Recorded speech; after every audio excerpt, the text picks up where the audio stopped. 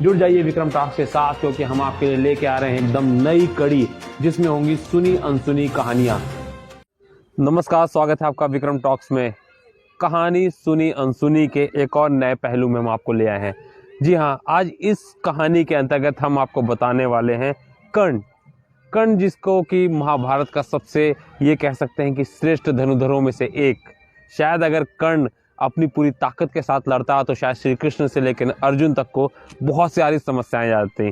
आज उसी कर्ण के लेक पे, कर्ण भूमि पे हम कह सकते हैं कि हम आए हैं। और आप देख सकते हैं कि ये जो झील है ना, इसका नाम कर्ण लेक है।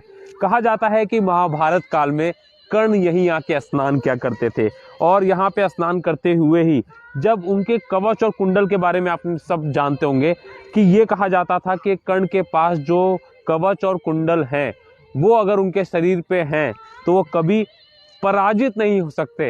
यानी आप समझ सकते हैं कि पांडव पराजित हो जाते लेकिन जो कर्ण है वो कभी पराजित नहीं होते और वो अमर रहते। लेकिन यही वो झील है, यही वो इतिहास की वो स्वर्णिम हम चीज कह सकते हैं जहाँ पे कर्ण नहा रहे थे। तो अर्जुन और श्री कृष्ण ने इंद्रदेव को भेजा अपना एक समय से कह लीजिए दूत बनाकर, और उन्होंने भेष बदल के वो यहाँ पे आते हैं और स्नान करते हुए कर्ण से ये कहते हैं कि कर्ण जी, मुझे एक स्वरूप चाहिए, एक उपहार चाहिए आपसे।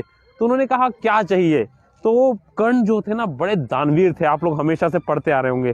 तो उन्होंने कहा कर्ण से कि मुझे आपका कवच और कुंडल चाहिए। कर्ण ने जब ये सुना तो उन्हें आभास तो हो गया था, क्योंकि वो भी कहीं ना कहीं बहुत ज्ञानी थे, शिक्षित थे, और युद्ध के मामलों में भी वो बहुत बड़े जानकार थे। लेकिन उन्होंने बिना संकोच किए अपना कवच और कुंडल दे दिया।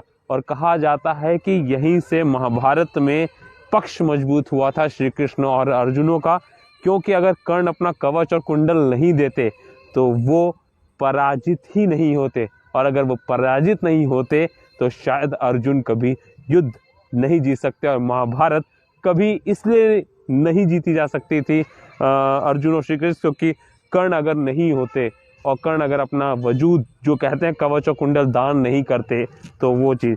लेकिन उन्हीं दानवीर कर्ण के नाम पे आज ये करनाल सिटी बसाई गई है। आप जब भी करनाल में प्रवेश करेंगे तो ये कर्ण की ही नगरी कही जाती है। और दानवीर कर्ण की नगरी जो आपको बता दें कि आप अभी सोच रहे होंगे कि अगर यहाँ पे आपको आना है तो कैसे आएंगे, तो आपको बता दूं ये दिल्ली और चंडीगढ़ दोनों के बीच में पड़ती है। लगभग 125 किलोमीटर की दूरी है दोनों ही जगह से, अगर आप दिल्ली से चलेंगे या अगर आप चंडीगढ़ से आ रहे हैं। और मात्र 3 किलोमीटर जो मेन हाईवे है जिसे हम जीटी ट्रंक रोड कहते हैं, या जिसको शेरशाह सूरी ने बनाया था सबसे लंबा हाईवे, उससे मात्र 3 किलोमीटर के अंदर है। और यहाँ पे आएंगे तो शानदार झील भी है। और आपको बता दें अब तो यहाँ पे बहुत कुछ व्यवस्था सरकार ने कर दी है टूरिज्म को बढ़ाने के लिए।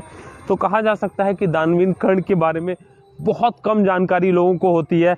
तो इसलिए हम कहानी सुनी अनसुनी में उन पहलुओं को आपके साथ लेके आ रहे हैं जहाँ पे आप जान सकें अपने गौरवमयी इतिहास को, महाभारत के इतिहास को, चीज़ों को।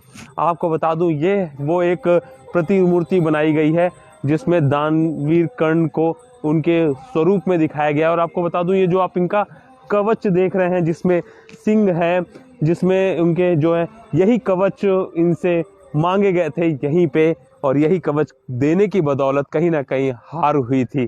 तो कहा जा सकता है कि आप जरूर आइए अगर कभी आप इस सड़क से गुजर रहे हैं, क्योंकि मात्र 5 मिनट लगेगा आपको इस कर्ण के बारे में जानने के लिए।